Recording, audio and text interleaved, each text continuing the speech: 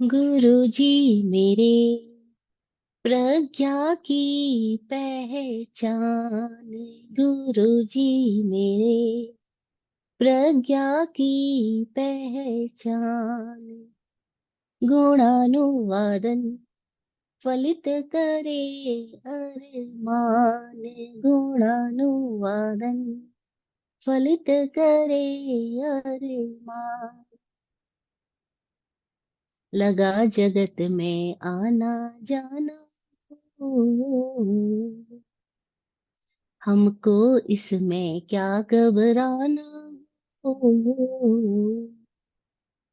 लगा जगत में आना जाना हो, हमको इसमें क्या घबराना हो। पाना तो सतचित आनंद को, हर पल निखरे शान।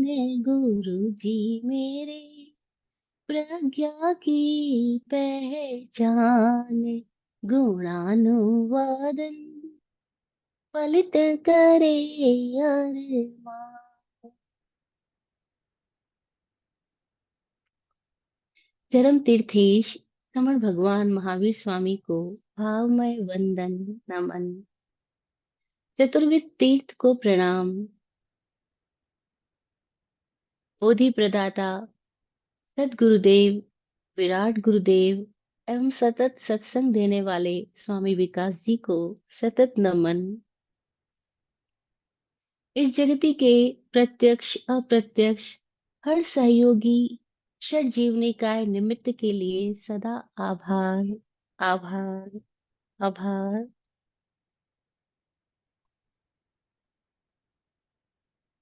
ओम।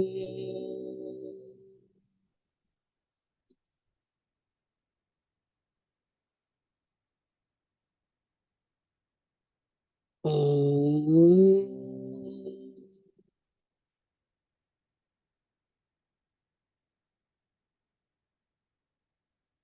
ओम।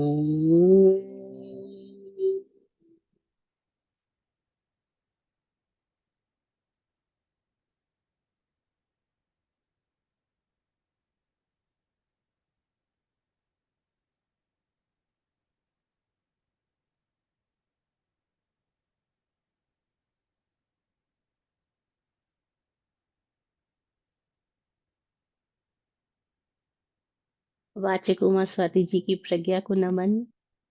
और इस नॉर्थ कैरोलिना स्वाध्याय संघ का भी सतत आभार। आप सबकी जिज्ञासाएं और उत्साह की वजह से ये हमारा तत्वार्थाधिगम सूत्र का अध्ययन चालू है। तो हम बात कर रहे हैं इस मोक्ष शास्त्र के सेकंड चैप्टर के 9-10 सूत्र हम कर चुके हैं। स्टार्टिंग के सूत्रों में हमने जाना जीव का स्वरूप क्या है। जीव जीवंत है, भाव रूप है। और फिर हमने जाना उसका लक्षण उपयोग है। फिर उस उपयोग के हमने भेद जाने। दो भेद, दर्शन और ज्ञान। फिर दर्शन के 4 भेद और ज्ञान के 8 भेद हमने जाने, जिसमें 5 ज्ञान और 3 अज्ञान दोनों सम्मिलित है। क्योंकि अज्ञान में भी उपयोग है, बहिर्मुखी है। ज्ञान का उपयोग है, अंतर्मुखी है। ज्ञान स्व संवेदन है, अज्ञान में भी संवेदना है, लेकिन स्व की नहीं, पर की। और चूंकि इंद्रियां बाहर की और बचपन से ही और जन्मों जन्मों से ही ट्रेंड है, तो वो बाहर की दिशा में यात्रा करती है। कैसे उसको हम अंतर्मुखी बना ले तो हम ज्ञान रूप हो जाए, यह हमने 9th सूत्र में जाना। फिर 10वें सूत्र में हमने जाना कि 2 प्रकार के जीव हैं। वे जीव जिनको अब किसी भी तरह से किसी पर भी निर्भरता नहीं रही, किसी भी तरह से किसी भी तरह की निर्भरता, इंडिपेंडेंसी खत्म हो गई, उनको हमने मुक्त बोल दी। वे मुक्त है। वे जीव जो अभी डिपेंडेंट है, जिनकी पूरी यात्रा, पूरी जीवन यात्रा, पूरा दृष्टिकोण बाहर ही है और डिपेंडेंट है, वे चक्रव्यूह में है, तो उनको हमने संसारी बोला। संसारी का मतलब जो चक्रव्यूह में फंसा हुआ है। तो वो सूत्र था संसारिणो मुक्ताश्च, दो प्रकार के जीव है। ये 10th सूत्र था जो हमने लास्ट सेशन में बात की थी। ये संसारिणो मुक्ताश्च, संसारी है और मुक्त है। मुक्त किससे हुए? अब उनके पास कोई निर्भरता नहीं बची, कोई मान्यता नहीं बची, उनका दर्शन पूर्ण शुद्ध हो गया, जिसको आंख मिल गई, जिसकी दृष्टि जाग गई खुद में, जिसकी चेतना खुद में प्रतिष्ठित हो गई, उसको हमने मुक्त बोला। अब वे मुक्त हो गए तो उनको संसार में आने की जरूरत ही नहीं। कई लोग ऐसा सोचते हैं कि मुक्त होने के बाद भी वापस संसार में तो आएंगे करुणा की वजह से। क्या पता उनको ऐसा लगता होगा कि बाकी जीवों को मुक्त करूं, इसलिए मैं रुक जाऊं, इसलिए मैं वापस लौट आऊं। तो जिसके भीतर ये बाकी बच गया, वापस लौट आऊं, अभी वो मुक्त नहीं हुआ। करुणा भी एक बंधन है, अंतिम बंधन। गौतम बुद्ध के लिए कहा जाता है कि जब अंतिम समय आया तो गौतम बुद्ध ने मुक्त होने से पहले खुद को रोक लिया। बोला अभी रुको, अभी बहुत सारे लोग हैं जिनको मुक्त करना है, तो अभी मैं रुक जाता हूँ। अभी मैं इन सब जीवों के लिए पहले मुक्ति का पाथ बनाता हूँ, सब लोग मुक्त हो सके। ये उनकी गहरी भावना रह गई, और कहते हैं इस वजह से उन्होंने अपने आप को रोक लिया, महापरिनिर्वाण में प्रवेश करते करते उन्होंने अपने आप को रोक लिया। ऐसा कहा जाता है, क्योंकि हमारा अनुभव नहीं है, वी डोंट नो, खाली हमने जो पढ़ा है या सुना है हम वो बात बता रहे हैं बुद्ध के बारे में। लेकिन महावीर के समय में जब अंतिम समय में आया तो इंद्र ने विनती की, बहुत लोगों ने विनती की, आप रुक जाओ, ठहर जाओ। आप ठहर जाओगे तो बहुतों का भला हो जाएगा। बहुत लोग हैं जो किनारे पे लगे हैं, जिनको आपकी जरूरत है, आप रुक जाओ। महावीर बोले नहीं, अब रुकना संभव नहीं बचा। जिनको आना है वो आ ही जाएंगे, लेकिन अब मेरा रुकना पॉसिबल नहीं है। लेकिन मैं हूं ही, मैं नहीं हूं ऐसा तो कभी होगा ही नहीं, मैं हूं।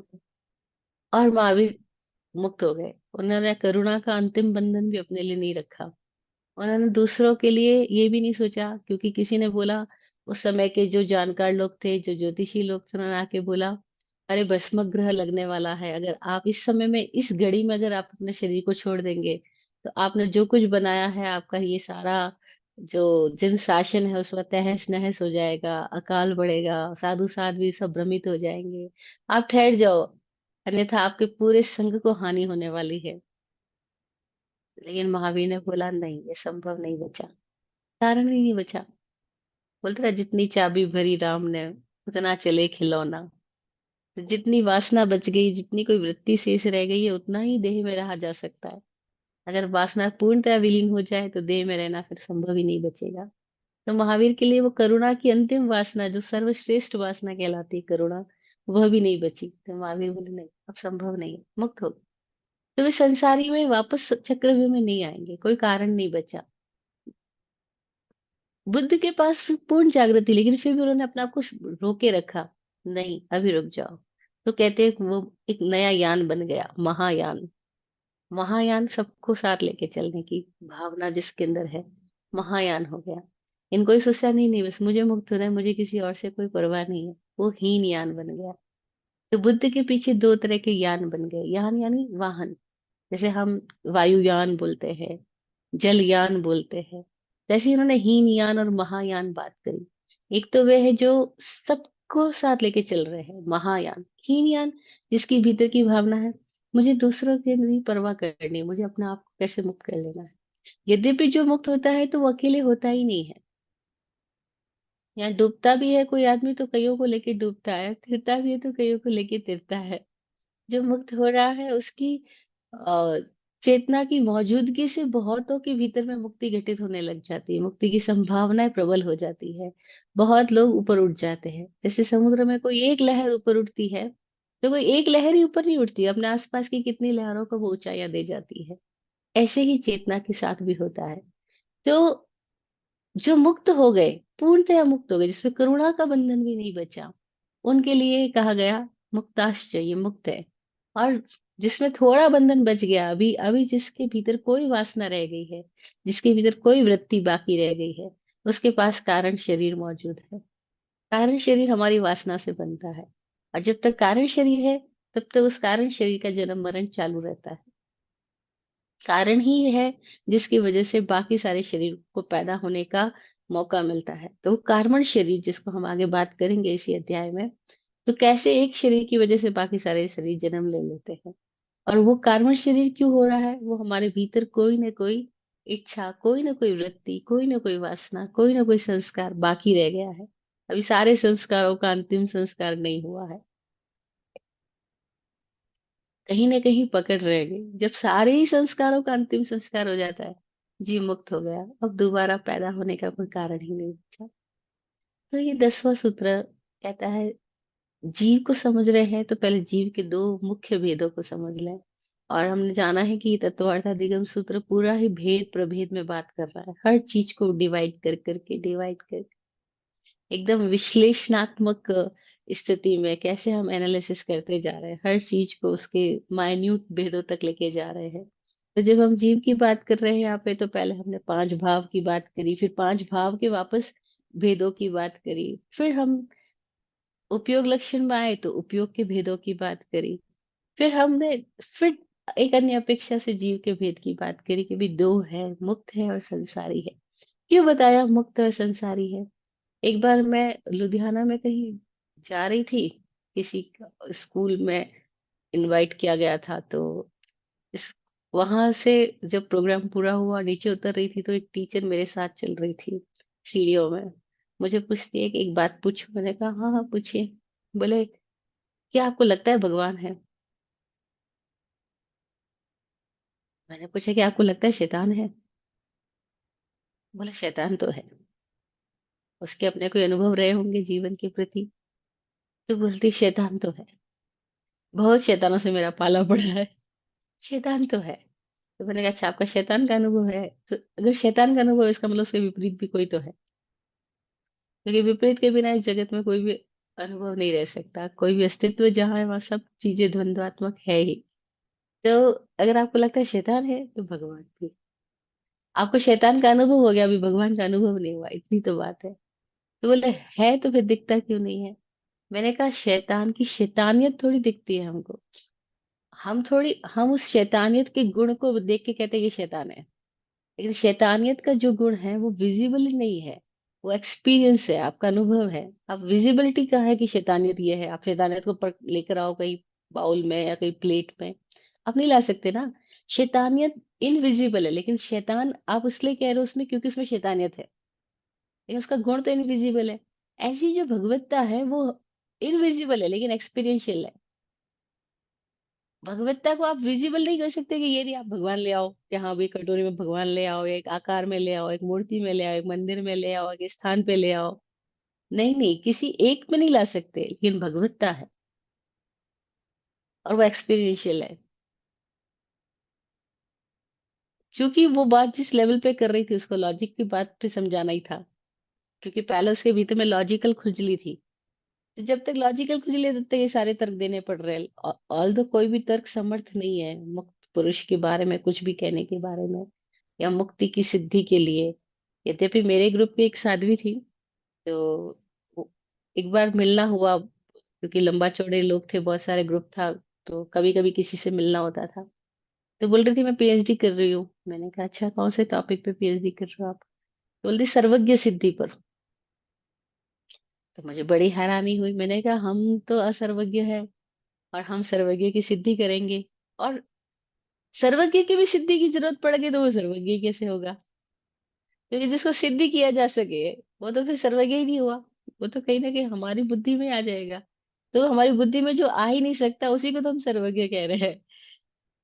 जब बोलते हैं तत्व केवली गम्य, भाई तत्व है वो केवली गम्य है, हम उसको कैसे सिद्ध कर सकते हैं? तो आप एक असंभव प्रयास करने में लगी हो सर्वज्ञ सिद्धि में। वो बोली नहीं है, इसके ऊपर भी मेरे को कई सारे टीकाएं मिल जाती है, कई भाष्य है, किसी ने क्या लिखा, किसी ने क्या लिखा। मैंने कहा सब गड़बड़ है, क्योंकि जो लिखा ही नहीं जा सकता उसको हमने सर्वज्ञ कहा। लेकिन फिर भी हम ऐसे ही पागल लोग हैं असंभव को संभव बनाने की चेष्टा में लगे हुए हैं, सर्वज्ञ की सिद्धि करने लगे हैं। ऐसे ही हो गया जैसे हम सदगुरु को अपनी बुद्धि से पहचानने में लगे हो। तो हम अपनी बुद्धि से सदगुरु को पहचान ही नहीं सकते, क्योंकि अगर बुद्धि से ही पहचान सकते थे तो बुद्धि तो सदगुरु से बड़ी हो गई। तो वो पैमाना ही छोटा है जिससे नापा जाए जाने की हम कोशिश कर रहे हैं, वो पैमाना ही बराबर नहीं है। तो जैसे कोई समुद्र को चम्मच से नापना चाहे या चम्मच से खाली करना चाहे, ऐसे हम सोच रहे हैं कि नहीं हम पहचान लेंगे। तो ऐसे तो हम नहीं पहचान पाएंगे। हाँ, लेकिन फिर भी आदमी जहाँ खड़ा है एक बार उसको तर्क देना पड़ता है, क्योंकि उसको कहीं कहीं कोई कोई बात से इशारा मिल जाए कि हाँ ये भी पॉसिबल है। तो उसको पॉसिबिलिटी दिखाने के लिए कहना होता है कि शैतान है तो भगवान भी है। शैतानियत का आपका अनुभव है तो किसी किसी लोगों का भगवत्ता का भी अनुभव है। भगवत्ता का भी अनुभव किया जा सकता है, करने का उपाय है। और उसी उपाय के लिए हम ये सारी चर्चा कर, कि हाँ अगर हम संसारी है तो कोई मुक्त भी है, और हमारी संभावना है मुक्त, क्योंकि मुक्ति किसी बाहर से नहीं आनी है। मुक्त जो है वो कोई बाहर से आने वाली कोई चेतना नहीं है, हम सबके भीतर की स्थिति है। जैसे हर एक बीज के अंदर फूल की संभावना है, ऐसे हर एक जीव के अंदर मुक्त होने की ही संभावना है ही, वो मुक्त ही है। लेकिन क्यों बंधन में? क्योंकि अभी वो संसरण कर रहा है, अभी लगातार वो इस परिवर्तनों में परिवर्तित होता जा रहा है, वो परिवर्तनों का साक्षी नहीं हो रहा।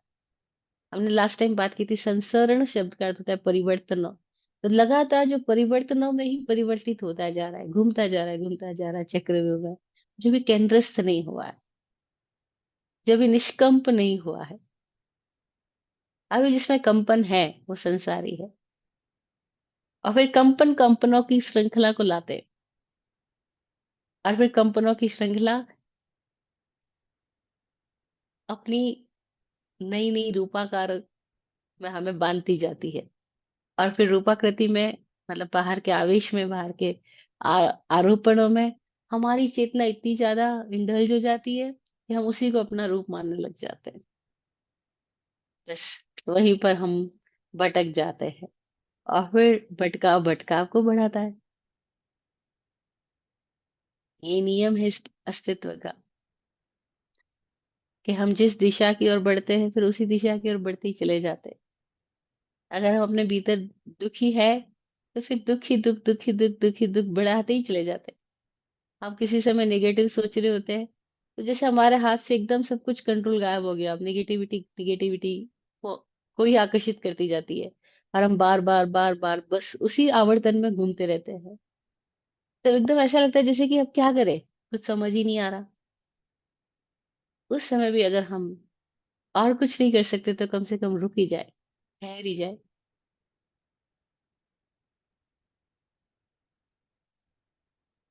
जैसे बचपन में होता था ना, हम गेम्स खेलते थे तब स्टॉप, स्टैच्यू, तो हम जैसे हैं उसी पोजीशन में एकदम ठहर जाते हैं। और एकदम आसान नहीं था, क्योंकि पता नहीं कौन कौन सी पोजीशन है, लेकिन किसी ने बोल दिया स्टैच्यू, हम ठहर गए। एक पैर ऊपर है तो ऊपर ही है, एक हाथ ऊपर है तो ऊपर ही है, मुंह खुला है तो खुला ही है। तब हम हिलना नहीं, हिल गए तो फिर गेम से बाहर। ऐसे ही अगर हम ये वाली प्रैक्टिस इस स्थिति में ले आए, कि अभी हमें कुछ समझ नहीं आ रहा, दिमाग एकदम आउट ऑफ हो गया, कुछ भी निगेटिविटी निगेटिविटी बढ़ती चली जा रही है, स्टॉप, ठहर जाओ। जिस पोजीशन में उसी पोजीशन में ठहर जाओ। तभी एक मजेदार घटना घटती है, क्योंकि जैसे हम शरीर को स्थिर कर लेते हैं, धीरे धीरे धीरे धीरे इस शरीर के प्रति होश आने लगता है। क्योंकि स्थिरता बनाए रखने के लिए होश रखना पड़ेगा। चंचलता तो हमारी बेहोशी में लगातार चालू है, ठहराव में होश लाना ही होगा, अदरवाइज हम ठहर ही नहीं सकते। जैसे ही होश आएगा वैसे ही हम कहीं अपने आप की ओर खिंच जाएंगे, और जैसे खुद की ओर खींचने लगेगी हमारी चेतना, हमारा ध्यान, वैसे ही हम उस चक्रव्यूह से बाहर आने लग जाएंगे। इस तरह की साधना को हमारे यहाँ ठाणेनम, मौणेनम, झाणेनम, कैंसर की साधना बोला। ठाणेनम, पहला दिया ठाणेनम, शरीर को स्थिर कर लो। कुछ समझ नहीं आ रहा है तो शरीर को स्थिर कर लो।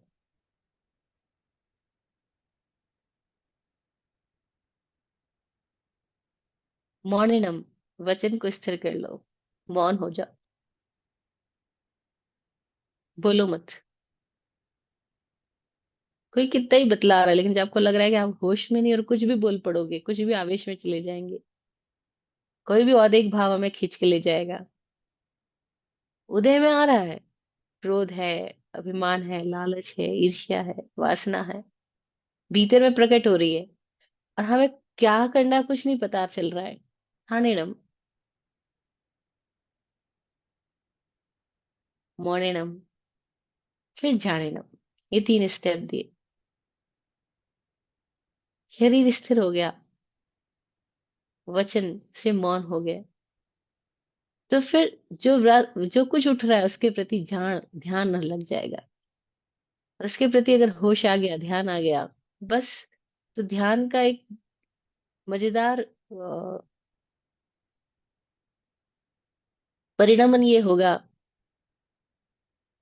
कि जो गैर वास्तविक है वो चला जाएगा, जो वास्तविक है वो रह जाएगा।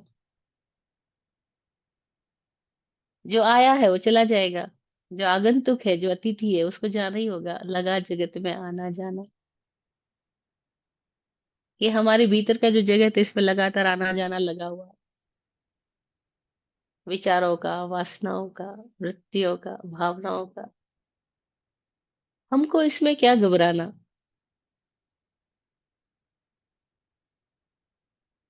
आ रहा है आने दो, जा रहा है जाने दो। पाना तो सच्चित आनंद को, हर पल निखरे शान। जो स्थिर हो जाता है उसके बाद में उसको समझ आने लगता है कि ये अशांतियां सब उधार थी, और उधार ही चली जाएगी, जाती ही है। आगंतुक थी, लौट गई, खत्म हो गई, और कोई देखने वाला रह गया। बस जाने नम, ये तीसरा स्टेप है। ठाणे नम पहला स्टेप है। शरीर को स्थिर कर लिया, ठहरा लिया। मौनेनम, वचन को मौन कर लिया। ध्यानेनम, फिर ध्यान जागृत हुआ। और होश के आने के साथ में, ध्यान के, ध्यान के आने के साथ में, जाग आने के साथ में, बस जो नहीं है वो नहीं, वो चला जाता है। जो है उसके जाने का कोई उपाय नहीं है। तो संसारी हमारी अवस्था है, और मुक्त भी हमारा स्वरूप है। संसारिणो मुक्ताश्च।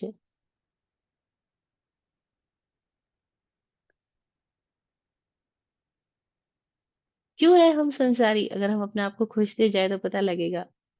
क्योंकि हम ही खिंचते हैं, आकर्षण में जाते हैं। और जब आकर्षण में जाते हैं तो आकर्षण के साथ विकर्षण भी आता रहता है। और आकर्षण और विकर्षण में, इस द्वंद में ही हम लगातार घूम रहे हैं।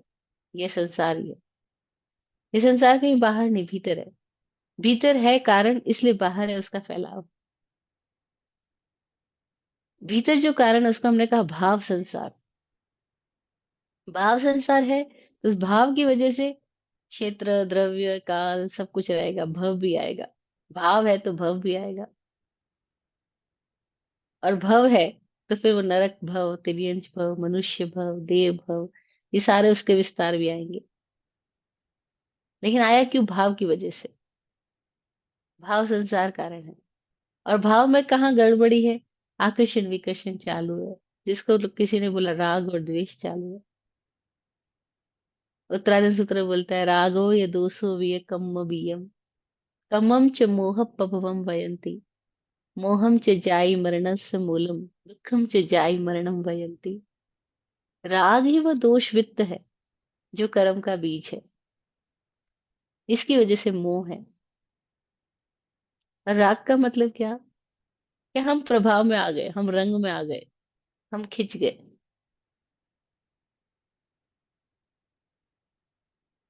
तो क्या करना? ये तो आता है आकर्षण, हम खिंचते हैं परिस्थितियों के प्रति, वातावरण के प्रति, लोगों के प्रति, हालातों के प्रति। हमारे भीतर खिंचाव पैदा होता है। अच्छा लगता है तो खिंचाव आता है, बुरा लगता है तो उसके विपरीत खिंचाव आता है।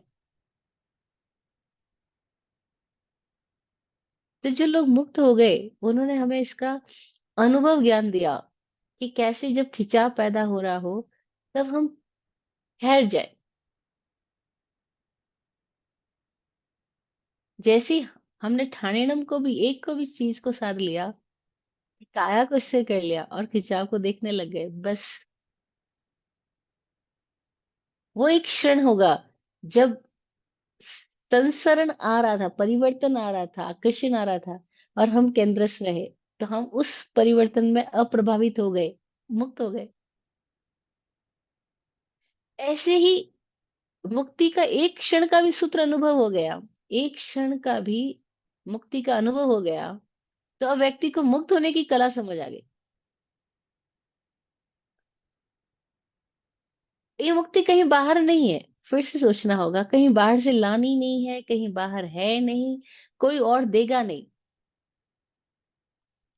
कोई सोचे किसी की कृपा से हो जाएगा, किसी के आशीर्वाद से हो जाएगा, तो कृपा और आशीर्वाद तो सतत है ही।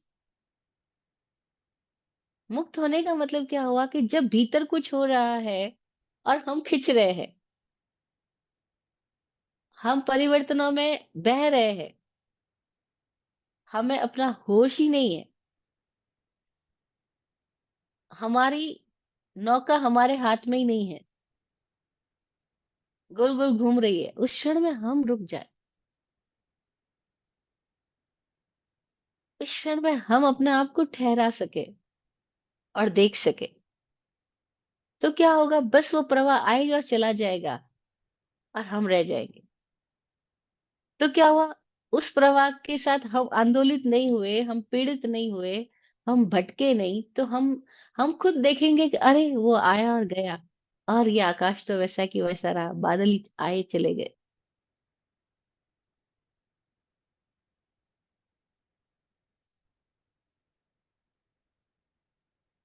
वो जो एक मध्य में ठहरना आ जाएगा, संधि में ठहरना आ जाएगा, जिसको संधि में प्रवेश आ गया वो मुक्त हुआ।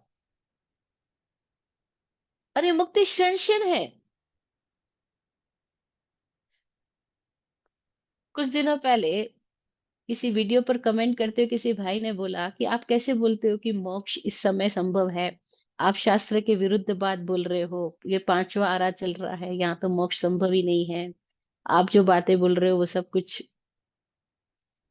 ऐसे ही बोल रहे हो। अब मैं उन भाई को कैसे, ईमेल पे मुझे तो इतना सारी व्याख्या देना नहीं आता, लेकिन अगर वो भाई या और भी कोई ऐसे प्रश्न जिसके भी भीतर है, अगर थोड़ा भी अनुभव से जाए अपने भीतर, तो उन्हें समझ में आएगा कि मोक्ष कोई एक क्षण की बात नहीं है, कोई एक घटना नहीं है, और मोक्ष किसी और के द्वारा संबंधित ही नहीं है, ना वो किसी क्षेत्र, ना किसी काल, ना किसी स्थिति, वो हमारी वो अवस्था है कि हम इस क्षण केंद्रस्थ है क्या, तो इस क्षण मुक्त हो रहे हैं। जैसे हर क्षण क्षण बंधन हो सकता है, ऐसे क्षण क्षण मुक्ति है। शनैः शनैः बंधन, शनैः शनैः निर्जरा।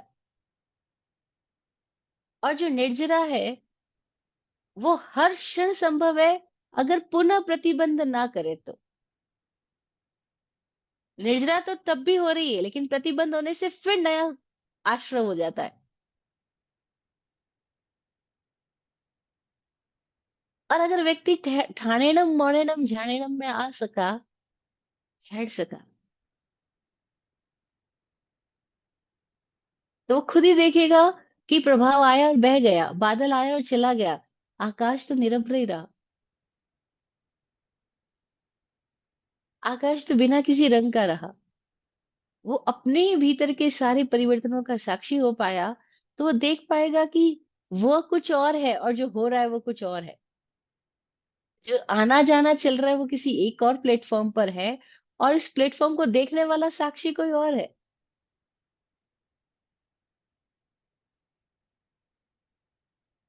और जैसे ही उसको ये भेद समझ में आ गया, इस भेद विज्ञान को ही भगवान महावीर ने मुक्ति का सूत्र बोला। ये भेद विज्ञान घटित हो जाए, और ये क्षण क्षण की घटना है।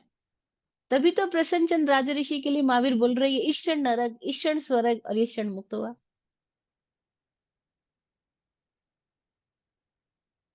और शास्त्रों से मोक्ष नहीं जाना जाता है, शास्त्र से कुछ भी नहीं, शास्त्र से केवल संकेत मिलते हैं, वो तो अनुभव खुद में जाना होगा।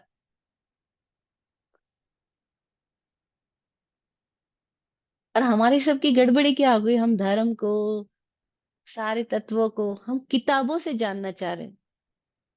किताबों से उसकी प्रामाणिकता, सिद्धि, ये सब मांग रहे हैं। नहीं नहीं, शास्त्र कभी सत्य नहीं दे सकता। शास्त्र सूत्र कभी मोक्ष नहीं दे सकते। वो केवल संकेत दे सकते हैं,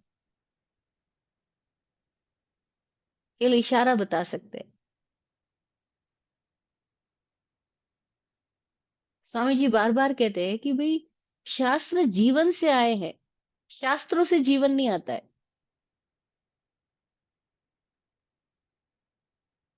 लोग शास्त्रों में जीवन ढूंढने की कोशिश कर रहे हैं, जबकि ये शास्त्रों में जीवन नहीं है, जीवन से शास्त्र आए हैं। ये महावीर ने जिया, और फिर उनका अनुभव जो उन्होंने कहा, तो उससे ये सूत्र पैदा हुए। ना कि महावीर ने पहले सूत्रों को पकड़ा, नहीं, उन्होंने खुद को जाना, खुद को जिया। तो उनके बाद में जो उनकी अभिव्यक्ति हुई, उनको हमने सूत्र बोले। और हम उल्टा कर रहे हैं। हम सूत्रों को पकड़ के सोच रहे हैं कि सत्य मिल जाएगा। गड़बड़ी हो जाएगी। कोई चला, उससे नक्शा बना, और हम नक्शे को पकड़ के बैठ के बोले कि हम पहुंच जाएंगे, तो कहीं नहीं पहुंचेंगे। नक्शे को पकड़ने वाला कहीं नहीं पहुंचेगा। नक्शे से संकेत लेके जो चल पड़ेगा, हाँ, वो जान लेगा। तो कोई ये सोचे कि मोक्ष को शास्त्रों से सिद्ध करे। पहली बात, मैंने अपने अध्ययन से जो कुछ जाना, मैंने श्वेतांबर, दिगंबर, काफी, ऑलमोस्ट काफी शास्त्र पढ़े हैं अपने टाइम, एक टाइम में। और तब मैं सर्च करती थी कहाँ लिखा है कि ये पांचवा आ रहा है और मोक्ष नहीं हो सकता है। मैं हैरान हुई, मैं दिगंबर आचार्यों से मिली, मैं उनको भी बातचीत करती थी, तो ये कहती थी, आप अपने शास्त्र में खोज के बता दो, कहाँ मूल पाठ में कहीं लिखा हुआ है क्या कभी मोक्ष संभव नहीं है। कहते हाँ हाँ, हम बता देंगे। मैंने कहा बताइए, मैं कल वापस मिलूंगी आपको। मैं पीछे पड़ी रही, लेकिन कोई भी आचार्य नहीं मूल पाठ में किताबों व्याख्याओं में कोई कुछ भी लिख दे। आप कहीं मूल पाठ बताओ, प्राकृत की गाथा बताओ या शास्त्र की कोई गाथा बताओ। मैं आपको बताती हूँ, उत्तराधर्म सूत्र की गाथा में लिखा हुआ है कि मोक्ष गए हैं, जा रहे और जाएंगे। 16वें अध्याय के लास्ट गाथा में है। और अनेक गाथाओं में, कल्प सूत्र में है, गए हैं, जा रहे हैं, जाएंगे। और आचार्य सूत्र कहता है, खड़न से मुक्ति, क्षण में मुक्ति है।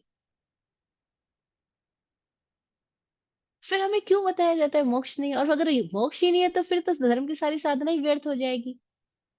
और मोक्ष को भी कोई काल का कारागृह कैद कर ले कि मैं पांचवा काल हूं और मैं अभी मोक्ष को बंद कर देता हूँ, तो फिर मोक्ष मोक्ष ही नहीं रहा, फिर तो काल बड़ा हो गया। और हमें काल का विज्ञान ही नहीं पता कि काल क्या है, काल आया कहाँ से।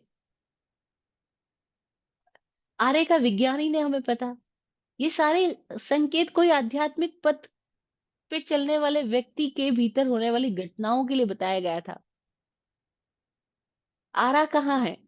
क्या कहीं बाहर आ रहा है या भीतर आ रहा है? चक्र कहाँ चल रहा है, बाहर या भीतर? पर हमारी पूरी दृष्टि बहिर्मुखी है ना। स्वामी जी कहते भाई, पहला ही कदम उल्टा पड़ गया, तो अब बाकी सारी जितनी बातें होगी सब व्यर्थ है। पहला ही कदम क्या उल्टा पड़ गया कि हमने धर्म को बाहर ढूंढना शुरू किया, हमने धर्म को अपने भीतर नहीं जाना। पहला कदम धर्म के संबंध में हमारा यही पड़ा कि हमने धर्म को किसी परंपरा, किसी शास्त्र, किसी उसमें जाना, कि ये मंदिर मार्गी या ये दिगंबर, ये श्वेतांबर, किसी पंथ परंपरा में हम धर्म को ढूंढने चले गए। पहला ही कदम गड़बड़ हो गया।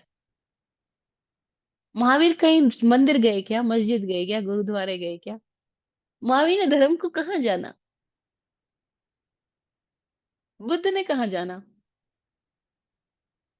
ये सब अपने भीतर गए, और हम धर्म के लिए बाहर गए। और फिर जहां भी बाहर गए, वहां सब लोगों ने हमको बाहर की किताबें पकड़ा दी। मैं देख रही हूँ जितने साधु साध्वी सब बन रहे हैं, सबको कौन सी दिशा में ले जाया जा रहा है? शास्त्र पढ़ लो, तपस्याएं कर लो, क्रियाएं कर लो, परंपरा का पालन कर लो, और जो हमने रटा है वो तुम रट लो, और फिर आगे वापस बोल दो। पूरी दिशा ही बाहर है।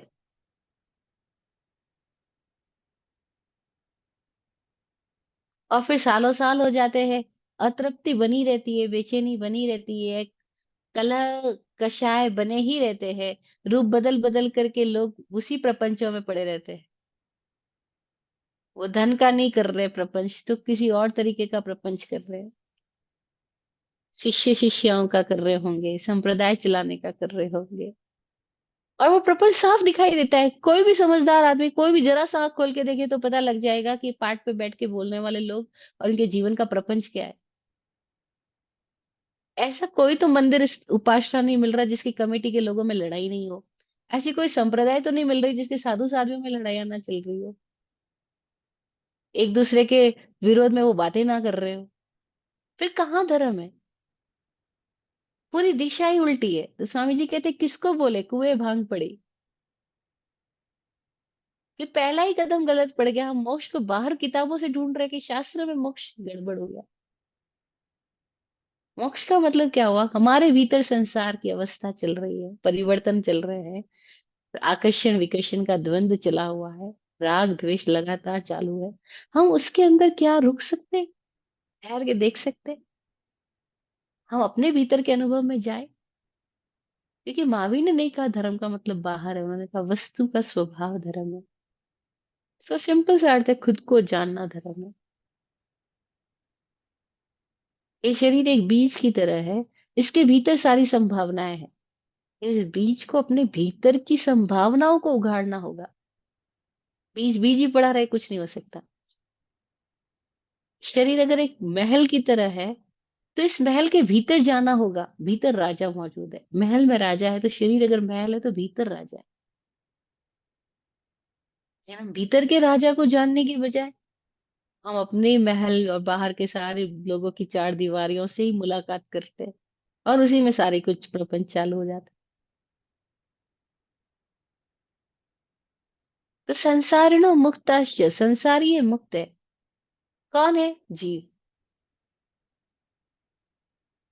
मुक्त हो गया, उसको संसारिणी वापस होना की आवश्यकता ही नहीं बची।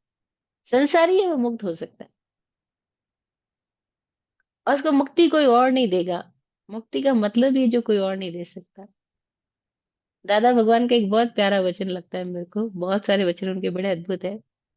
गुजरात में हुए दादा भगवान कुछ समय पहले। वो कहते हैं अगर मोक्ष भी कोई और देता हो और मोक्ष भी कोई और छीन लेता हो, तो ऐसा मोक्ष मुझे चाहिए ही नहीं। फिर तो वो मोक्ष ही नहीं हुआ।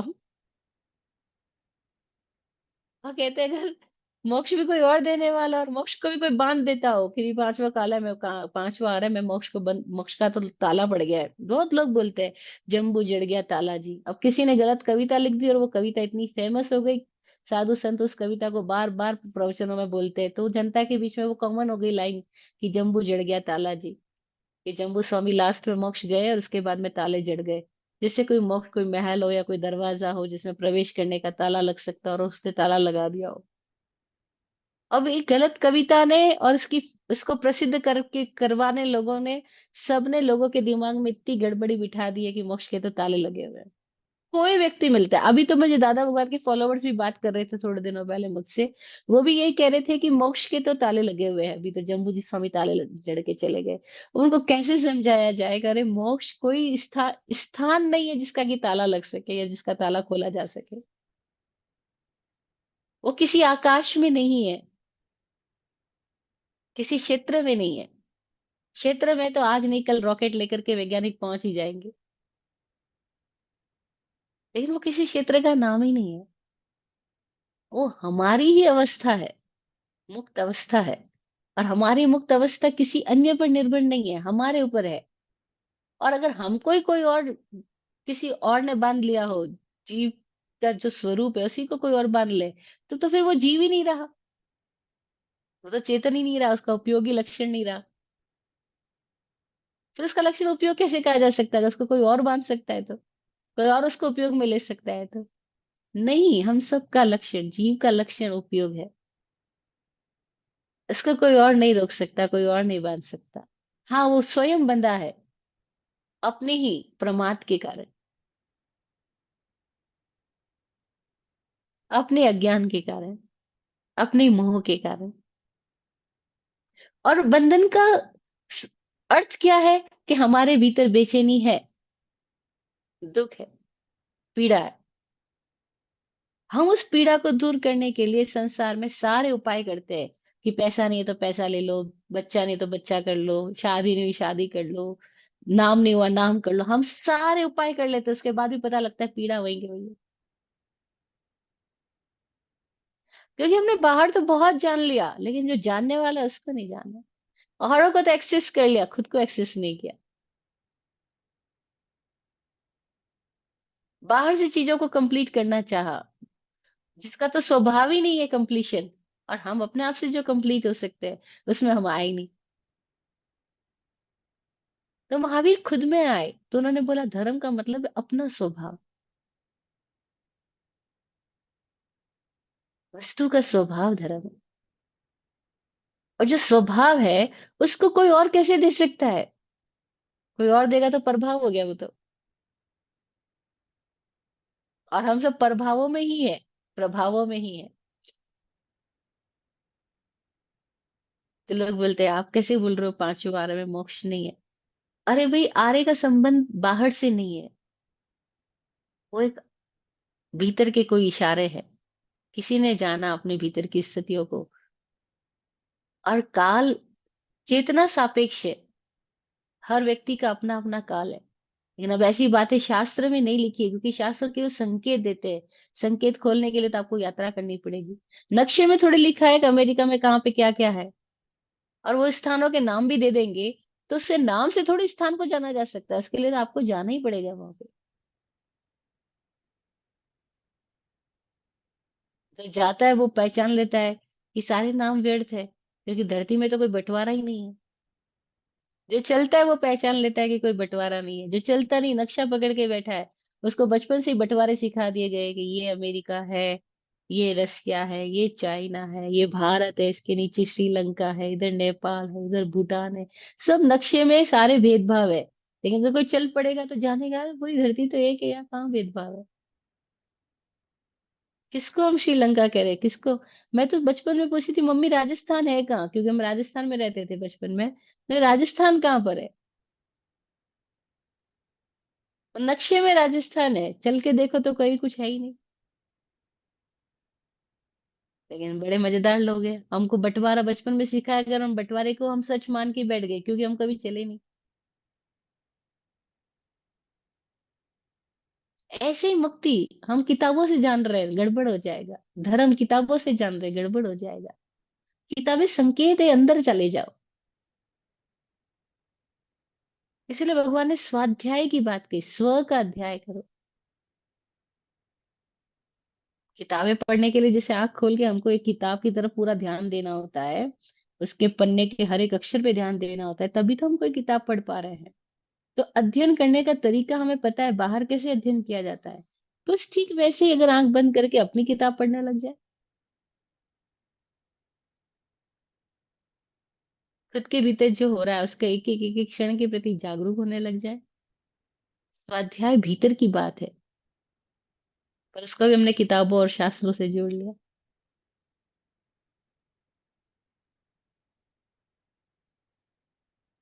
तो अनुभवी लोग कहते हैं कि आप से बाहर चले हो ढूंढने, आह पहला ही कदम उल्टा पड़ा। और जिसका पहला कदम उल्टा बढ़ गया उसकी बाकी सारी यात्रा कहाँ जाएगी? सारी यात्रा उसको उल्टी दिशा में ले जाएगी। पर यही हो रहा है। तो संसारिणो मुक्ताश्च, संसार ही है मुक्त। जो परिवर्तनों में प्रवाहित होता ही जा रहा है वो संसार ही है। जो परिवर्तनों में साक्षी हो गया, जिसने अपना केंद्र ढूंढ लिया, जो खुद खुद में आ गया, वो मुक्त हो गया। और जिसको मुक्ति का एक क्षण का भी अनुभव हो गया, भेद विज्ञान प्रकट हो गया, उसे समझ में आएगा क्या संसार है, क्या मोक्ष है। और फिर तो वो हंसेगा कि अरे मैं तो मुक्ति हूँ, मैं तो भ्रम में ही रहा था, मैं भ्रम में ही बंधन में था। जैसे बुद्ध को जब हुआ बुद्धत्व, तो किसी ने पूछा क्या मिला, बोले वो तो मिला हुआ ही था, मिलना क्या था। वो मिला हुआ ही था, पहचान नहीं थी अपने आप से। कुछ मिला नहीं, बस कुछ खो गया। क्या खो गया? अब बेचैनी खो गई, दुख खत्म हो गया।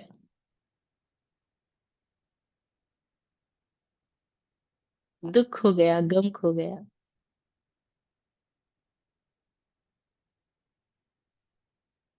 एक डॉक्टर के साथ बात हो रही थी स्वामी जी की। तो डॉक्टर साहब बोल रहे थे कि जीवन में कभी कभी इतनी बेचैन हो जाते हैं, डिप्रेस हो जाता हूँ, ये हो जाता है, वो हो जाता है। तो स्वामी जी बोले लाइफ का एक और डायमेंशन है जहाँ ये सब चीजें नहीं है।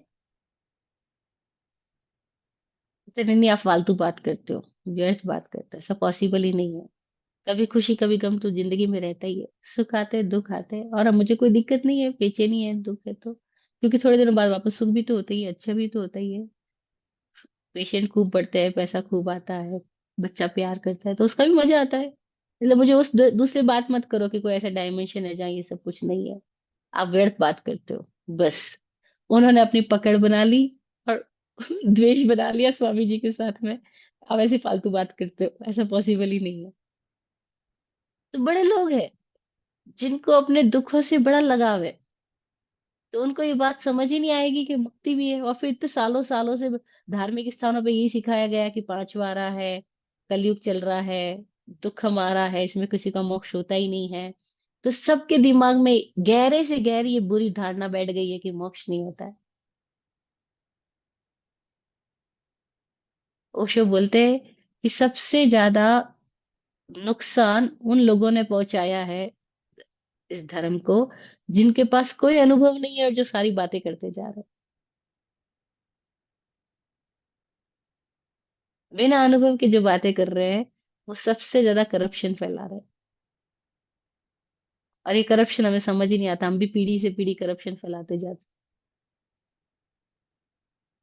ऐसे ही कर रहे हैं, हम भी सब अपने बच्चों को यही कह रहे हैं कि तुम्हारे पिछले जन्म ऐसे है, तुम्हारे कर्म ऐसे है, नियति ऐसी है। हमें पता ही नहीं कर्म क्या, हमें पता ही नहीं नियति क्या, और हम वो बातें बोल रहे हैं जिसका हमें कोई अनुभव ही नहीं है। हमें पता ही नहीं हम कितना नुकसान पहुंचा रहे हैं, क्योंकि हमारे में एक सरलता नहीं है कि हम अपने अज्ञान को स्वीकार कर लें कि हाँ मुझे नहीं पता।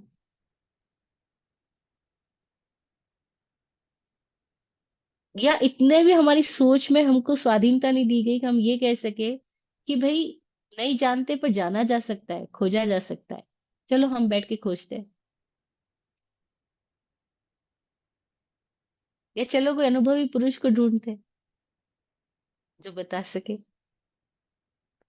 नहीं, हम उधार बातें उधार परोसते हैं, जिन बातों से हमारा ही कोई समाधान नहीं हुआ उन बातों को हम आगे दे देते हैं, और इस तरह से हमारा करप्शन जारी रहता है।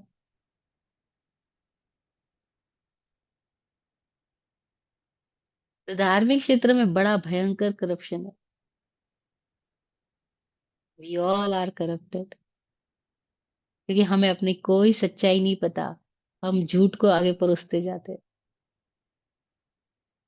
और अगर सच को जानना है तो हम उसको गलत दिशा में ढूंढ रहे हैं। हम अपने आप में ढूंढने की बजाय हम बाहर ढूंढ रहे हैं। बस, करप्शन तो चालू हो ही गया। जो वहां मिल ही नहीं सकता हम वहां ढूंढ रहे हैं, जहां मिल सकता उधर हम जा ही नहीं रहे। तो करप्शन ही करप्शन है। क्योंकि पहला ही सूत्र का सम्यक दर्शन ज्ञान चारित्राण मोक्ष मार्ग। और सम्यक दर्शन का मतलब क्या? खुद को देखना।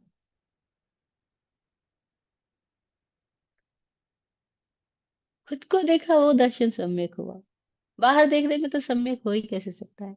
जो खुद में ही नहीं सम्यक हुआ, जिसकी आंख ही कभी पर्दे से मुक्त नहीं हुई, धूल से मुक्त नहीं हुई, कचरे से मुक्त नहीं हुई, वो आंख जो भी देखेगी उसको कैसा देखेगी?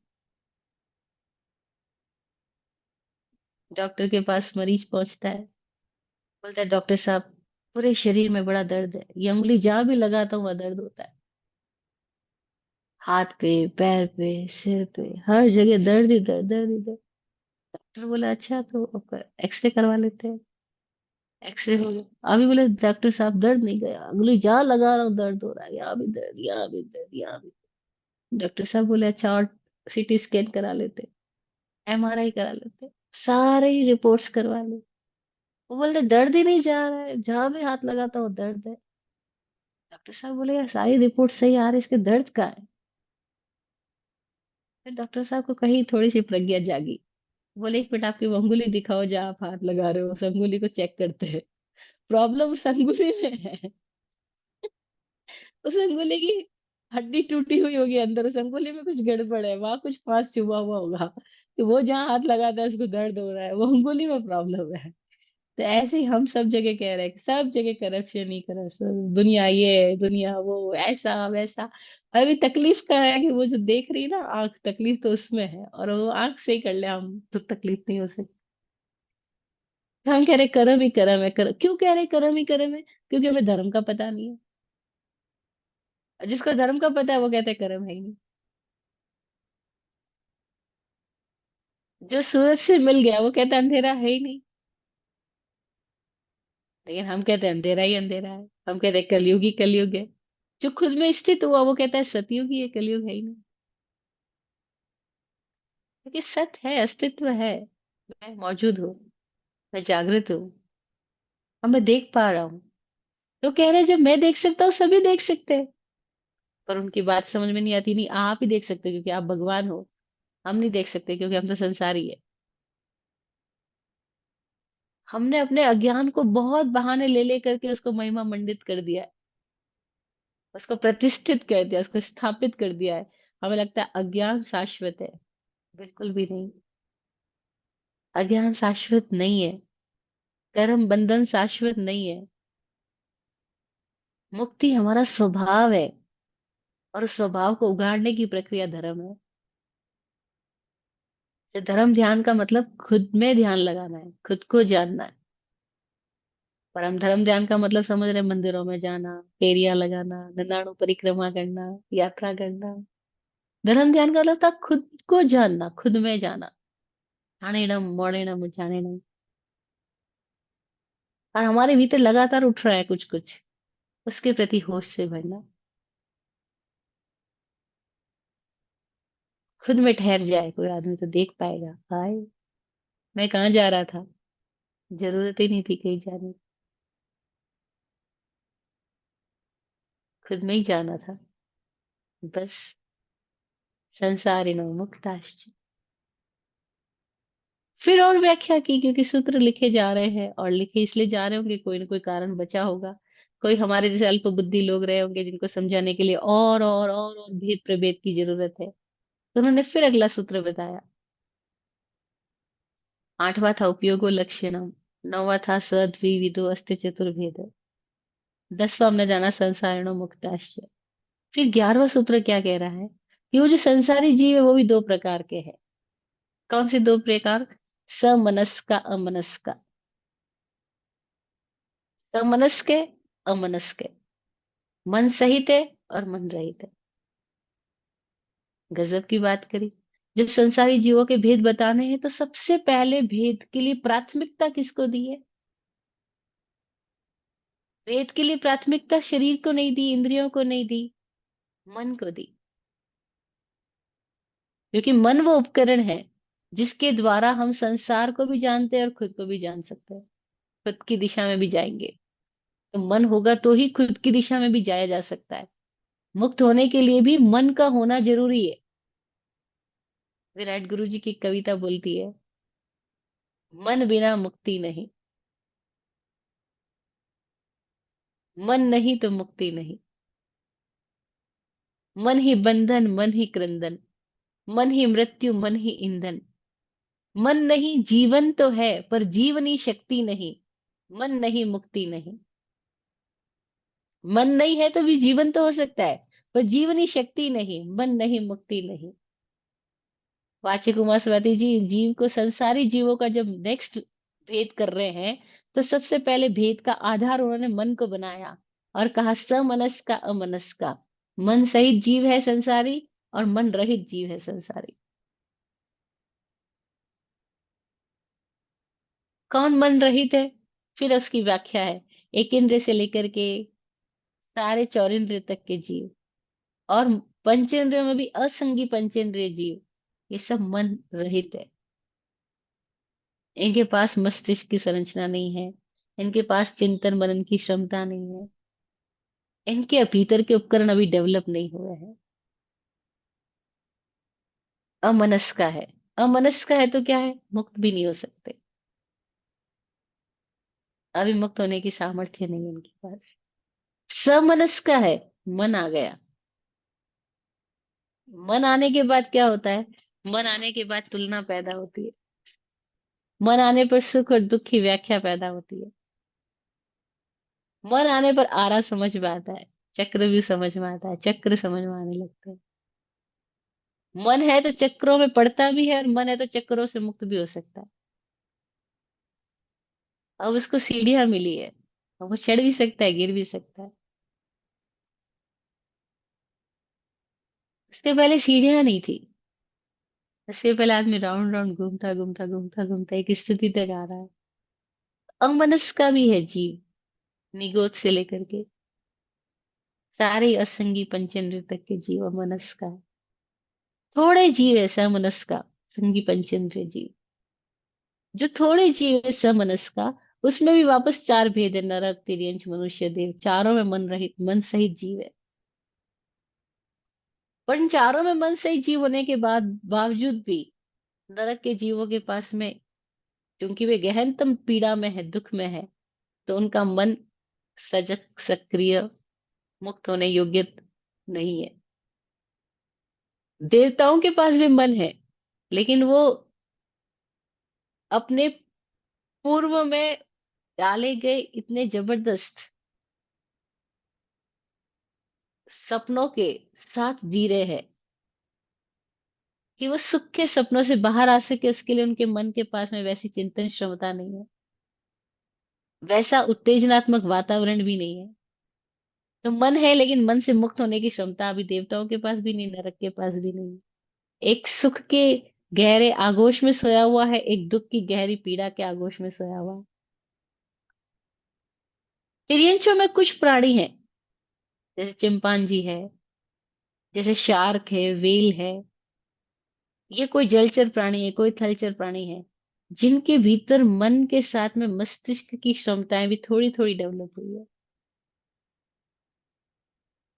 उनके पास मानसिक क्षमताएं है। कुछ और भी प्राणी हैं जिनके पास में मानसिक क्षमताएं गजब की है, लेकिन उसके बावजूद भी मन के चक्र से बाहर निकलने की क्षमता पूर्णतया उनमें विकसित हो सकती है क्या? संभावनाएं घट कम, बहुत कम है। मनुष्य है जिसके पास मन है, और इसी मन की वजह से उसने सारी सभ्यता संस्कृतियां पैदा कर पाया, सारे इन्वेंशन कर पाया। मनुष्य है जो तुलना भी कर सकता है, सुख दुख की संवेदनाओं को समझ सकता है, पीड़ाओं को समझ सकता है, रोमांच को समझ सकता है। तो क्या मनुष्य इस मन से बाहर जा सकता है? हाँ, मनुष्य मन का उपयोग करके मन से मुक्त भी हो सकता है। तो धर्म ध्यान का मतलब क्या हुआ? मन का वह उपयोग किया जाए कि मन बाहर की दिशा की बजाय भीतर की दिशा में ले जाने में, खुद खुद को जगाने में सहायक हो सके।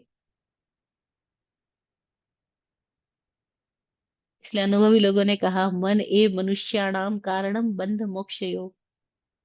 मन ही कारण है मनुष्य के बंधन का भी, मुक्ति का भी। क्योंकि मनुष्य के पास मन, द्रव्य मन, भाव मन, दोनों ही विकसित होने की पूरी संभावना है, पॉसिबिलिटी लेके आया। इसीलिए हम बचपन से ही एक बच्चे का कैसे माइंड डेवलप हो सके उसके लिए सारी तैयारी करते हैं। तो शिक्षा, एजुकेशन देते हैं, ट्रेनिंग देते हैं। ये सब कुछ किसी जानवर के बच्चों के लिए नहीं किया जा रहा, शायद किसी देवताओं में नहीं किया जा रहा, शायद किसी नारकियों में नहीं किया जा रहा, केवल मनुष्य के लिए किया जा रहा है। क्योंकि हमको पता है मनुष्य आया है, ये मिट्टी से बना है। बड़ी गजब की बात हुई, एक बार एक दार्शनिक के भीतर ऐसा विचार आया कि यार ये मनुष्य का शरीर माटी से क्यों बना? मिट्टी ऐसी है कि मिट्टी का घड़ा जरा सा ठोकर लगे टूट जाता है, मनुष्य का शरीर भी ऐसा ही है। जरा सी ठोकर लगे हड्डी पसली टूट जाती है, जरा सा कुछ हो जाए बीमार पड़ जाता है, जरा सा कुछ हो जाए मर जाता है। अरे, अगर परमात्मा ने इस इंसान को बनाया तो मिट्टी से बनाने के बजाय सोने से बना देते, चांदी से बना देते, लोहे से बना देते, स्टील से बना, कुछ स्ट्रॉन्ग से बनाते कम से कम। ये क्या ऐसे नाजुक सी मिट्टी से बना है? गड़बड़ी कर दी ईश्वर ने, परमात्मा ने गड़बड़ी कर दी। और उसके भीतर प्रश्न आया तो खोज में चला, इसका जवाब भी तो कुछ मिलना चाहिए। परमात्मा ने गलती क्यों करी, आदमी को मिट्टी से क्यों बनाया। किसी परमात्मा स्वरूप इंसान से उसकी बातचीत हुई, उसने पूछा भी क्या हुआ, गड़बड़ी क्यों करी। वो हंसे, वो बोले बताओ जरा, क्या सोना सोने को पैदा कर सकता है? क्या चांदी के अंदर कोई पॉसिबिलिटी है किसी चीज को डेवलप कर ले, पैदा कर ले? लोहे में है? नहीं। सोने में कोई बीज डालो, उगेगा क्या, अंकुर बनेगा क्या, पौधा बनेगा क्या, वृक्ष बनेगा क्या, फूल फल लगेगा? मिट्टी में ये संभावना है। मिट्टी में आप बीज डालो, पानी डालो, मिट्टी उस बीज को कहाँ से कहाँ ले जाएगी। ये माटी की संभावनाएं है कि जो सारे के सारे फल सब्जियां हमें मिल रही है, तो मिट्टी की संभावना है। सदगुरु ने पूरा लगा रखा है, सॉइल, सेव द सॉइल। ये जरूरत है, ये सॉइल है तो सारे कुछ पैदावार हो रही है ना। तो बोले इसलिए आदमी को मिट्टी का बनाया। इसमें संभावना है कि इसके भीतर जो कुछ भी डाला जाएगा उसको मल भी बना सके, और उस मल से खाद भी बना सके, और उस खाद में बीजों को पैदा भी कर सके, और पोषित भी कर सके, और भीतर के परमात्मा को जगा सके। क्योंकि मिट्टी में पॉसिबिलिटीज है। बाकी चीजों में चाहे वो स्ट्रांगनेस है, लेकिन पॉसिबिलिटी नहीं है जन्म देने की, जीवन देने की। तो आदमी के पास मन है, पॉसिबिलिटी है, नरक भी बना सके, मुक्ति भी बना सके, स्वर्ग भी बना सके। मन ये मनुष्याणाम कारणम बंध मोक्ष। मन बीच का एक ऐसा यंत्र है हमारे पास, जिसको सही उपयोग करना आ गया, वो तो मालिक हो गया। मालिक होना मतलब मुक्त होना। जिसका इसको सही उपयोग करना नहीं आया, वह इसका गुलाम हो गया, यानी अब वो पीड़ित होएगा, अब वो बंधन में आ गया। तो समनस का अमनस का, ये है नेक्स्ट सूत्र, जो कहता है संसारी जीवों के दो भेद है, समनस्क अमनस्क। फिर और आगे भेद किए, यहीं पे नहीं ठहर गए हैं। वाचे कुमार स्वाति जी कहते हैं दो स्थितियां तो है ही संसारी जीवों की, कि वो मन सहित है तो उसको संगी बोला, मन रहित है उसको असंगी बोला। लेकिन उसके बाद में फिर और तरह की स्थितियां है। ये तो हुई मन की बात, अब शरीर की अगर बात करें तो फिर दो स्थिति बताई। संसारिण त्रस स्थावरा। संसारी जीव दो प्रकार के, त्रस और स्थावर। त्रस वे है जो स्वेच्छा या गति कर सकते हैं, त्रास पाने पर, पीड़ा पाने पर जो परिवर्तनों की ओर बढ़ जाते हैं, वे त्रस है। स्थावरा, जो ठहर गए, जिनके शरीर को वे अपनी स्वेच्छा से गति नहीं दे सकते, उनको स्थावर बोले। गति तो स्वभाव है तो होगी ही, लेकिन जो अपनी स्वेच्छा से अपने शरीर को गति ना दे सके, वो स्थावर है। फिर अब समझना पड़ेगा कौन सी तरह से, कौन सी स्थावर है। किन शरीरों में ये क्षमता पैदा हुई कि वे शरीर गति गति कर सके, परिवर्तन में जा सके, चलन फिलन कर सके, धूप से छाया, छाया से धूप में आ सके। तो बोला वे तो है तेजो वायु द्विंद्रिया त्रयश्च त्रसा। तेजो अग्नि, तेजस का है। वायु हवा, वायु का है। द्विंद्रिया द्रयश्च त्रसा। द्विंद्रिया द्रयश्च यानी बेंद्रिय, तेंद्रिय, चतुरेंद्रिय, पंचेंद्रिय, ये सब त्रस है। और पृथ्वी व्यंबु वनस्पतय स्थावरा। पृथ्वी काय, अप काय और वनस्पति काय, ये स्थावर है। इस तरह से उन्होंने त्रस और स्थावर की व्याख्या करी। जिन्होंने थोड़ा बहुत भी 25 बोल जाने हैं या कुछ और टुकड़ों का ज्ञान किया है, उनके लिए तो ये बहुत सरल सी बात है। लेकिन जो बिल्कुल अनभिज्ञ इन सब बातों से, उनके लिए कुछ नई बात हो सकती है कि ये त्रस क्या, स्थावर क्या। तो अभी हमने संक्षेप में जाना, इसको विस्तार से हम नेक्स्ट सेशन में और करेंगे। आज इतना ही रखते हैं, किसी का कोई प्रश्न है तो वो आमंत्रित है।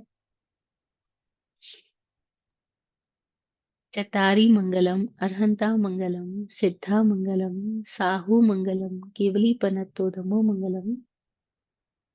चटारी लघुत्तमा, अर्हंता लघुत्तमा, सिद्धा लघुत्तमा, साहू लघुत्तमा, केवली पन्नतो धम्मो लघुत्तमो, चटारी शरणं पवज्झामि, अर्हन्ते शरणं पवज्झामि, सिद्धे शरणं पवज्झामि, साहू शरणं पवज्झामि, केवली पन्नतम धम्मं शरणं पवज्झामि।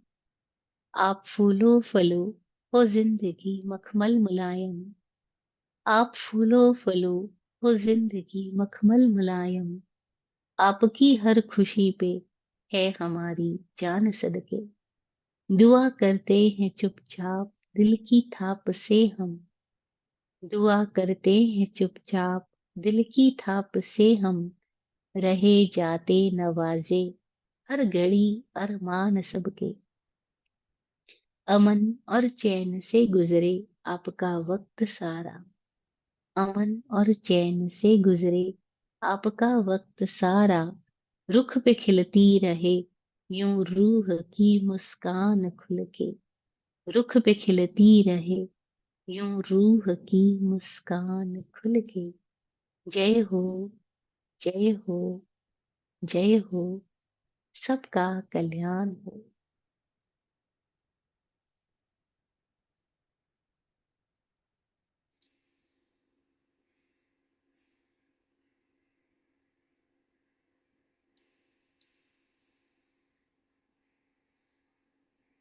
ओम